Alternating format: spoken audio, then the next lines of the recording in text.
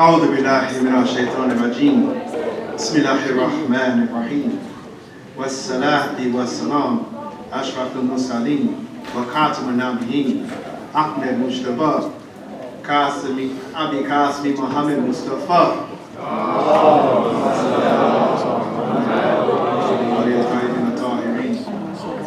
صلى الله عليك يا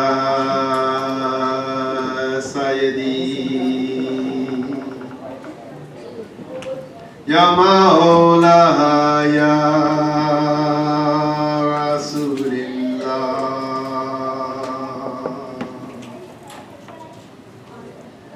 صلى الله عليك يا سيدي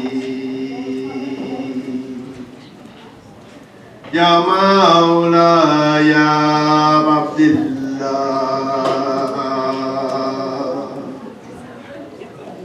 يا رحمة الله واسيا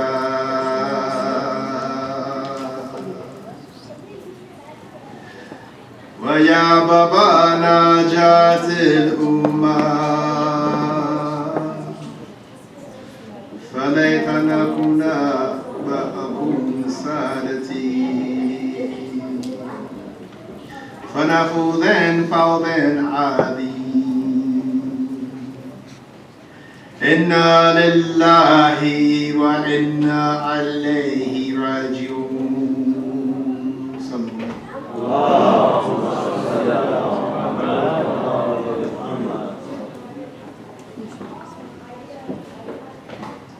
You know that oppression is one of the worst things that you can impose upon a person. Have you ever really thought about that? That to be oppressed is very bad. So much so that they said that oppression is worse than slaughter. But in our eyes, we think slaughter is something that is the highest form of madness. We find that when someone oppresses someone, it takes away their rights and subdue them. This goes against the ordinance of Allah Azza. Allah Azza has created us as human beings to be free. Allah created us to be free. So when someone takes away our freedom, they basically take away everything from us. They suppress something in which Allah has given us. Oppression. Whether it is a person oppressing a people, a person oppressing a nation, or whatever it may be, from an Islamic perspective, oppression is haram. You cannot oppress nobody. Not only we cannot oppress people, but we ourselves cannot be the oppressor, or we cannot watch others be oppressed. What happens is we watch others be oppressed, thinking that, oh, this does not matter or contain to me. But if we do not stop the oppressor from oppressing that people, eventually they're going to start oppressing our people. But we never look at it like that. This gives the right for that person to keep on oppressing people until they get to us. We find that Imam Jafar Sadiq alayhi salam, he says that we must stop oppression, or we must help oppressed people. He said, if we do not help oppressed people, or we not help oppression, or oppress people, this is a sin. In other words, if we do not help the people that are oppressed, we are committing sin. Basically, he said the word Gahani Kabir or Shakul Akbar, big sin. It's not small sin. By not helping the oppressed person. But do we really help people that are oppressed?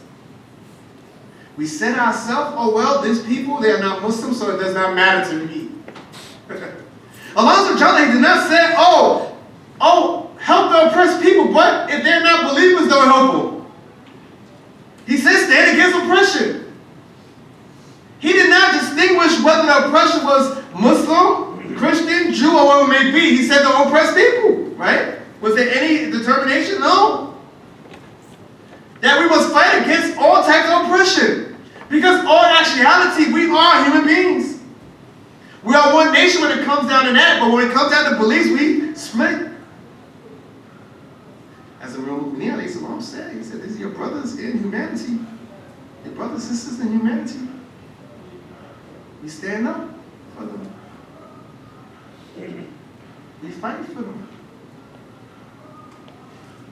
Oppression is something in which we must not allow happen. We find that oppression is so bad that when people go out to give their lives for oppression, or actuality, they don't think about themselves. They think about the people that they're leaving behind. They're trying to fight the oppressors so the people that is left behind can live a life that Allah has told them they were supposed to live, or has guaranteed them. We ever thought about that? Maybe we have thought about that. Maybe we have thought about helping the oppressed people, or someone else oppressed. But we know the saying, we can't just sit there and be quiet, right? We know that if we cannot fight a person with our hands, because it said we first must fight with our hands, right? If we cannot fight with our hands, what we do, we speak out against it, right? But if we can't even do that, what we do, we hate it in our heart, we have to at least do this, right? But we find that sometimes we don't do none of them. We do not hate it in our heart, we do not speak out about it, nor do we fight it with our hands. We just allow it. And then it continues to spread like some type of wildfire. Is this correct? Rasulullah sallallahu alayhi wasallam. He said that we must help a believer. Let me give a disclaimer first before I said this hadith, because you will say, oh no, wait a minute. This goes against what you just was saying. So disclaimer is, please listen and let me explain as I go along, inshallah. Rasulullah, he says, sallallahu alayhi wasallam, that you must help a believer if he is an oppressor. Okay, no reaction. Or if he is one being oppressed. Now you say to yourself, hold on, Rasulullah. If he's an oppressor, we must help him. How do we help? Oh man. I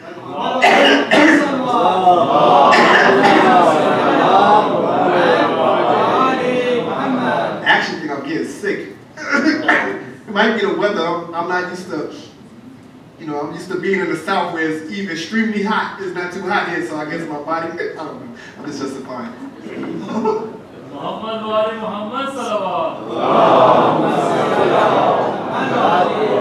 Now when it comes down to people that are oppressive, when he said we must help them, how do we help them? We help them by stop being oppressors. We stop them from being an oppressor. We restrain them. This is how we help them. Right? That's how we help them. It's almost like, I remember it was a story from one of the imams. There was this one guy, he used to rent animals, horses. One of the caliphs at the time, he used to rent his animal up to the caliph, to the tyrant, to go off. So the imam, he said, why you don't curse this guy so he don't return? He said, because you were worried about your animals to come back. He was worried about his animals to come back. Instead of saying, oh Allah, curse this man, make sure this tyrant never come back, he was too busy worried that his animals would lose. So when it comes down to people that we know that are oppressors, we must restrain them from oppressing the people. How do we do that? Well, we have three ways, as I said previously, right? We either fight it with our hands, we speak out with our mouth, or we hate it with our hearts. But either way, we must restrain that person from being an oppressor. The next one is that, the oppressed. We must help the oppressed. And we know what this entails. Whatever it takes to help that person or persons to get out of oppression, we must do that. If not, then we will be committed a sin, as Imam Jafar Saed alayhi salam has said. This is the thing, none of us want to commit sins. I think we all here believers. Like, no, I don't want to commit no sin. I want to be of those who are righteous. By helping this person get out of oppression, it's not only helping him, but it's helping us as well. Because we are now doing a good deed. We're now doing a good deed. We're not allowing this to go on. Because when you allow it to go on, it hurts not only you, but them. This is what happens, right? We oppress. So that means when people are getting bullied in school, everybody, we don't say, oh, Tom is just bullying him, he's not messing with me. No, he says, Tom, stop, because eventually Tom will want to try to bully you. Or so on and so forth, right? But when we look at oppression, we only think of it as one type of way. We think it's just somebody suppressing what you have. That someone is taking your property. Someone's taking your rights. This is how we think of it. But in actuality, Rasulullah tells us that it's actually three types of oppressions. He said, the three types of oppressions is, he said, one is the oppression that is unforgivable. When we think about the oppression that is unforgivable, what can we think of? So much things. But here is Rasulullah, he said the one that is unforgivable is the one that when a person commits shirk, when he or she associates partners with Allah Jalla, this is the oppression that cannot be forgiven. That's unforgivable. We hear this all the time. Please forgive me. This is the one that's unforgivable. Because when you associate partners with Allah Jalla, you're saying that there's someone that shares his ownership of everything. Allah Jalla will never forgive you with this one, as we said. Then, he says, the second one is the oppression that is unforgettable. Of course, you know, when I was going over this hadith, I was like, wait a minute. I read all three words. I thought they all was the same words for a minute. I said, oh, one is unforgivable, one is unforgettable. So how can we see that the one that's unforgettable? When we think about unforgettable things, it could be many things.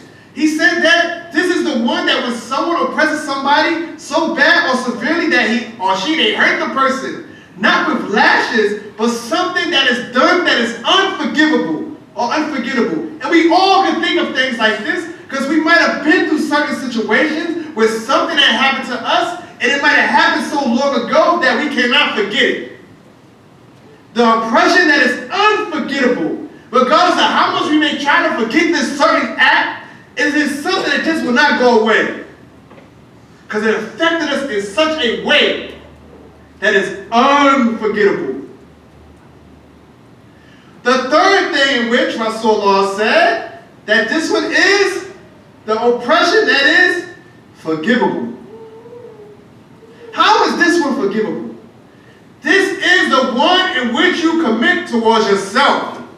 The sins in which you commit towards yourself. Because this can be forgivable. Right? When you commit sin for yourself, you do your ask Allah Jalla, please, oh Allah, please forgive me. You put tawbah, it's rafar, and that's for forgiveness. So you see that? The three different ones. One is unforgivable, one is unforgettable, and one is forgivable. But here it is this difference of oppressions. We never think that we can be the oppressor upon ourselves.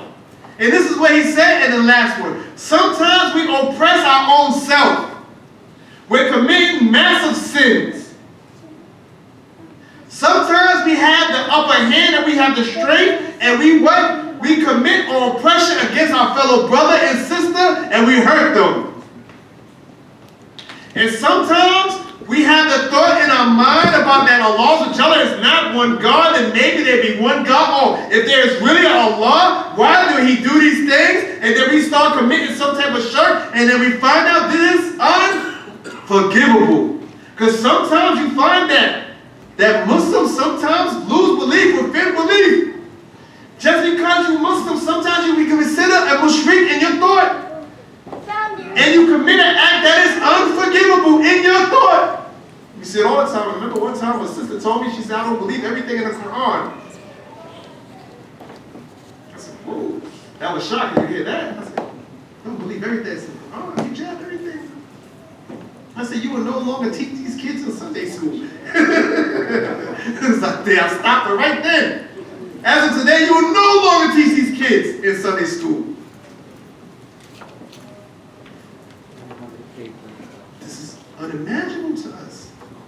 But yes, these oppressions are some in which we never think about. We always think about the one when someone subdues us and takes our property, takes something away from like our freedoms. Oppression is on different levels. And it's up to us to fight from each and every level of this oppression. And not be with the oppressor.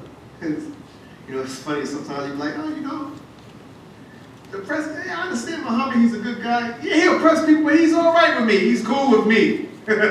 We hear this, right? We say he's okay. You know, he don't bother me. He bothers him. I know he's an oppressor. He's all right with me. But is that all right with us to say that? We say, oh, Muhammad, yeah, we go, Muhammad, shake hands, high fives, behind the back. Whatever may take y'all do. You know how we do these things, right? Muhammad's all right. We found an example of not accepting an oppressor. That one time they said that Harun al-Rashid, we know this guy, right? We heard of this guy before. He had brought or sent a servant to bring tasty plates of food to our beloved friend, as I spoke about before, the one who everybody thought he was Majnun, but oh, actually out they're crazy, but thinking he's crazy, Bahlul. Or they call Bahlul Majnun. They should call Bahlul al-Hakim. That's what they should call him.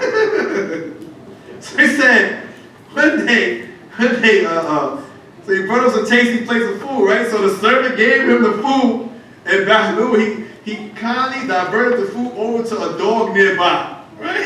He's like, oh, you got the food? He said, oh. Yeah, dog has the food. So the servant, he got upset. He said, how are you going to disrespect the caliph like that?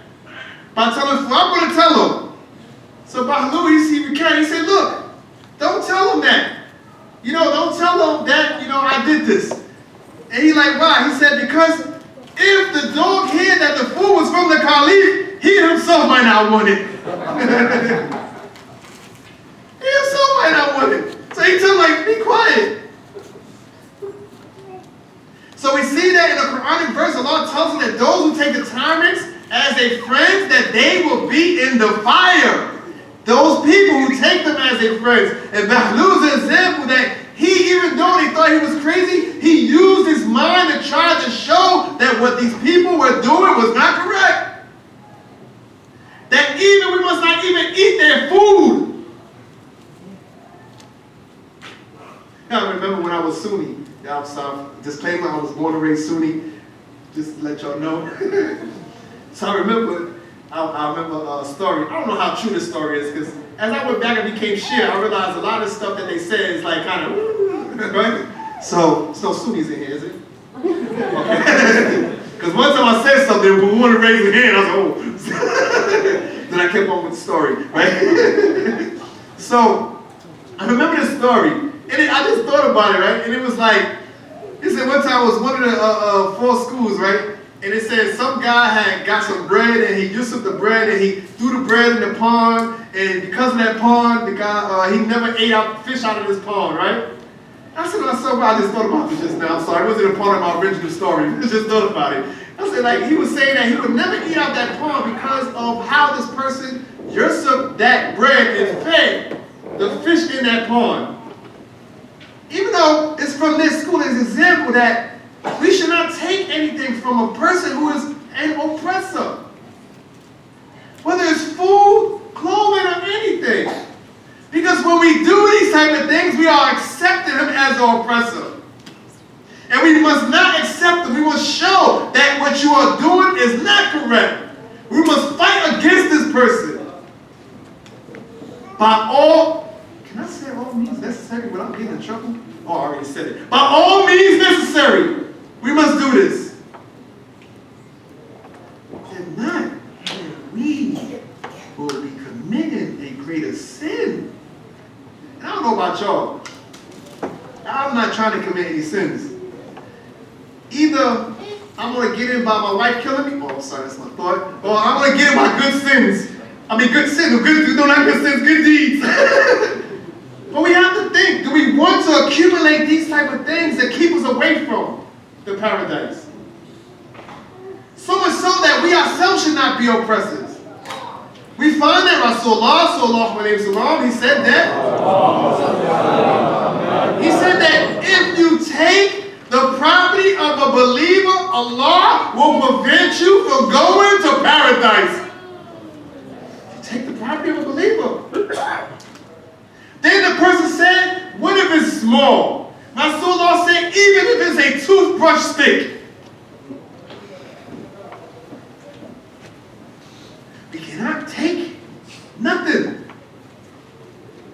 We can't take nothing. We cannot be a tyrant upon no one and take their property, because that would deter us from going to the paradise. Something simple as a toothbrush stick. Have you ever saw a toothbrush? You could go to Dollar Tree, get it for $1. It's like real simple as a toothbrush, but it was probably just a tree back then. But you know what I mean? A mishrack. Something simple as that. That is minute. That means that we have to be conscious of everything. If someone's property is there, we must leave it. And if we want to use it, we must find who property it is and ask them, can we use it? We cannot take it. Or we will be prevented from going to paradise. And this is not a good thing. I don't need no prevention. No preventions of going anywhere. Especially paradise. Not only that, we find out in Riwayah, they talk about what happens to these people who are the tyrants or the oppressors. And let me explain to you. It's not a good thing. It's not a good thing. I never heard this. I'm not going to tell you that the oppressor is going to have good life after hereafter. It's not the hadith is not good. It's not good at all. Well, let me tell you. They said that the people will be the inmates of the hellfire that are considered as oppressors. They said that Allah would inflict them with a disease. And because of this disease, they will scorn their bodies. So much so that their bones will show. Now, just for a moment, let's think about this. That they will scorn their own bodies until their bones would show. And Allah would ask them, does this hurt? They say, yes. They saying that this is because Allah has gave them power or gave them prestige above people, and they took advantage of the people because they took that power in which Allah has given them, and they had oppressed the people. And because it is, Allah is going to give them a harsh torment in the hellfire. It's not going to be an easy one in the hellfire. It's going to be a harsh one. So when we think about this, we have to look at the consequences of everything that we do. We cannot just act and be the oppressor. We have to know that if we are the oppressor, we're going to the hellfire. That is going to be a place that is very horrible. If we do not help the oppressed, we commit sin. And that is not good. We cannot allow these things to go on. As believers, you notice how I said believers, because Muslims are just regular people. Muslims allow these things to go on. Believers.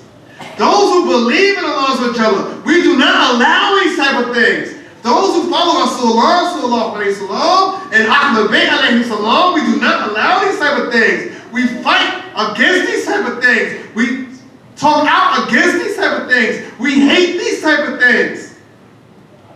We don't allow ourselves to be friends with these type of people. Right? Imagine we with a tyrant, right? We have it. People assume you're a tyrant. You ever heard the saying, birds of a feather flock together? It's almost like a hadith from Ahlul Bayt. They said, you are the religion of your friends. MashaAllah. So if you are friends with a tyrant, eventually you will pick up that trait. If you're not teaching that tyrant right, you'll pick up that trait, you become the tyrant. But if you teaching him and bringing him away from that, as Rasulullah said, by helping him in that way, by taking him away from being the oppressor, then you will not be like him, right? When we think about someone who helped the oppressed, we have to think about somebody named Wahab ibn Abdul Khalbi. You heard it, huh? If not, let me explain. Wahab ibn Abdul Khalbi, he and his mother and his wife was coming from Hajj. They said that this person, he was just married maybe 2 months, newlyweds. So as they was going back to Kufa, they saw that they had the guards in Kufa and not allowing people to go inside Kufa. So the mother, she asked, like, what's going on? What's the problem? They said to her that there was rebels that were protecting from getting inside Kufa, and they are at Karbala. So she said, well, who are these rebels? Which is a good question. Who are these rebels? She said these rebels are led by Hussein ibn Ali ibn Abu Talib. They said that when she heard that, she almost fainted. She said, I cannot believe that he is a rebel. Talking about Imam Ali, Imam Hussein, saying no. But the reason why she could not believe that, because years ago, her husband, Abdullah Qalbi, he was actually the companion of Amir al-Mu'mineen alayhi salam. So much so that her husband, when she was pregnant, he went to Amir al-Mu'mineen. He said, oh, Amir al-Mu'mineen, my wife, we've been trying to have children for so long. My wife is pregnant now, but she is ill. Please pray for my wife. And Amir al-Mu'mineen, he prayed for this sister to get well, and she became well.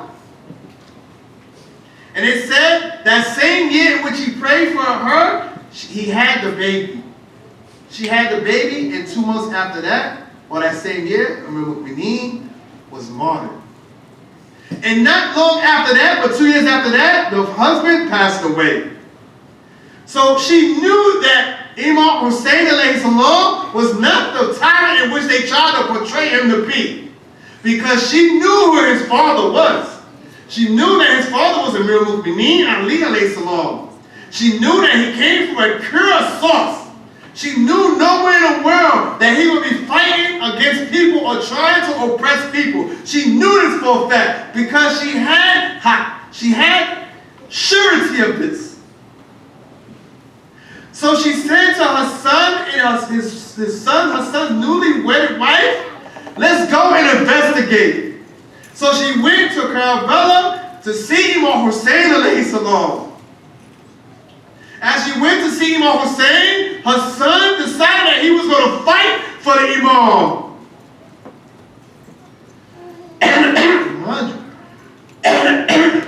He was just married for 2 months. Newlywed. But yet he's willing to sacrifice himself for the Imam. Because he realized at this moment the Imam is being oppressed. And he knows that it is incumbent upon him to fight against the oppressor. So much so that he fought. And it said he killed many of people. And then he came back to his mother. And he asked his mother, are you proud of me? Because you know, as a son, we never want to make our mother unhappy with us. We always want our mother to be proud of us. We always look for that from our mother. Because we know that paradise lays at the foot of our mother. And we know that if our mother is upset with us, that it would deter us from going into the paradise. So we always look towards the pleasure of our mother. So he he did that by asking her this. And she said to her, she said, I am so proud of you. I could not be no prouder of you than anything else. Then he decided to go back out and fight, but his wife did not want him to go back out and fight, but his mother said, go out and fight for Imam Hussein. And when he fought and he lost his life, his mother said to herself that I wish I had 20 more children. I'm so upset that I only had one son to sacrifice for Imam Hussein. That she was willing to sacrifice all her children for the Imam because she saw that he was being oppressed and she knew that she had to fight the oppressor. We find that Umar ibn Saed, he decided to cut the head off of her son. And to make things worse, just imagine mothers that your son, you see a son, he's fighting, all of a sudden he loses his life. And then they cut the head off of your son and they throw the head of your son to you. Oh, fathers, just imagine this. How can you react? What type of pain would you have in your heart? But yet what she did, she took the head of her son, she kissed the head and threw the head back at him. Because she knew that whatever died, feasibly Allah, that you cannot take it back. We see that she realized this. She knew that given all that she had, it was well worth it for Imam Hussein in Islam. And we see that even so bad that the wife, as she went to go towards the head of her husband to wipe off the blood from his face, they said to her, go and kill her also. And we find that Shimon sent people out there to kill not only the son, but also the daughter-in-law of this lady, to leave her with no one else.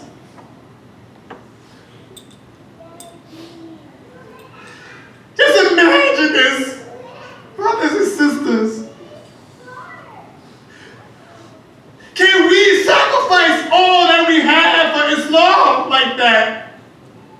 And not to look back, knowing that her son is going to paradise because he's a shuhada. Knowing that now her daughter-in-law was going to paradise because she was a shuhada. Knowing that she gave all that she had for that of Imam Hussein because he was being oppressed. Knowing that she went on the obligation because all actuality, so helping the oppressed does not become wajib when they ask them. It becomes wajib when you see that you can help. And once you see you can help, it becomes wajib upon you to help.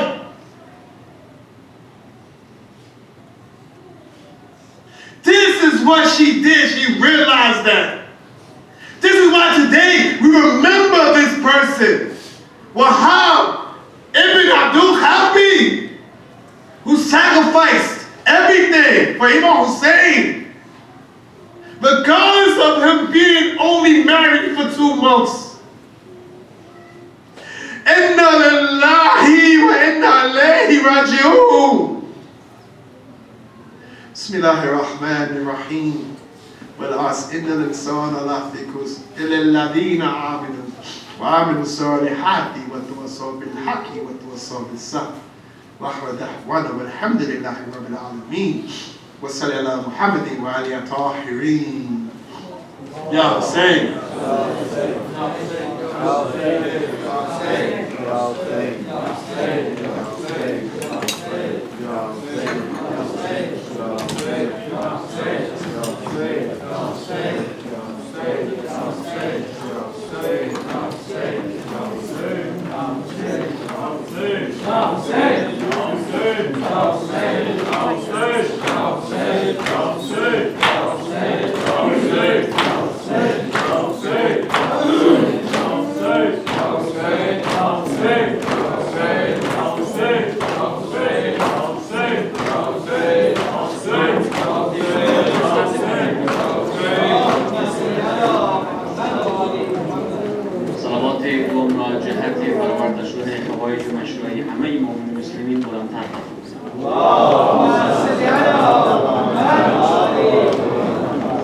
این حسین کیست